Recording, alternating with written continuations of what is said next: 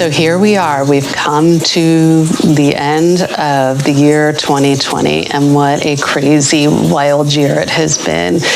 And as I've been reflecting on what we've been through and where I personally would like to go in 2021, I was thinking about this whole notion of patience, because I haven't had very much patience lately as we continue to be hunkered down through this pandemic. But I do know that patience is very important, and that reminded me of my days of marathon running. Many of you know that running was my life. It was my identity. And it was something that gave me an opportunity to connect with others, not to mention my husband, who, my boyfriend at the time, I was looking to impress, and that's the only reason that I got into running. But I discovered that I actually liked it. And then I decided I wanted to push myself further by running a marathon. And I discovered that I was good at that too. And I loved it. I loved every aspect of it, the challenges, the adversity, being able to run through the injuries and being able to set a PR. I wasn't looking to win a race. I was just looking to do my best and see what my body could do, see how far I could push myself. But one day, my body asked me, "What are you doing to me? I have given you everything I've got to get you to this point, and all you do is beat me up." And I had to really think about that.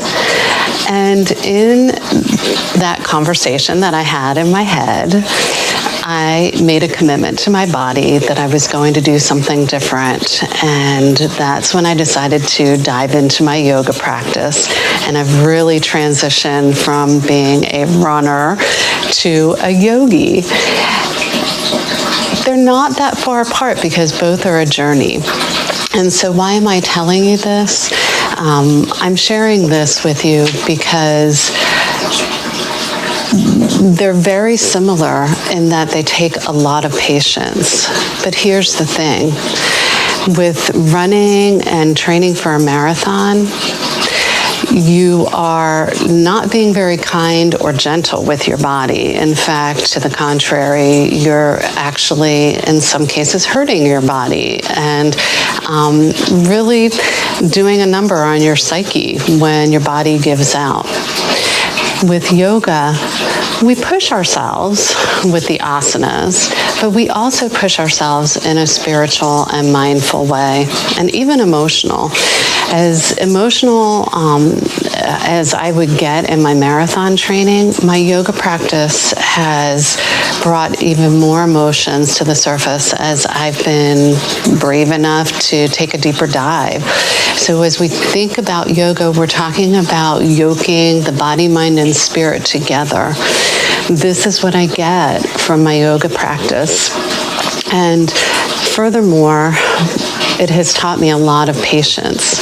This is a journey, my friends, and I want to challenge you to think about your journey. Where are you right now, and where do you want to be?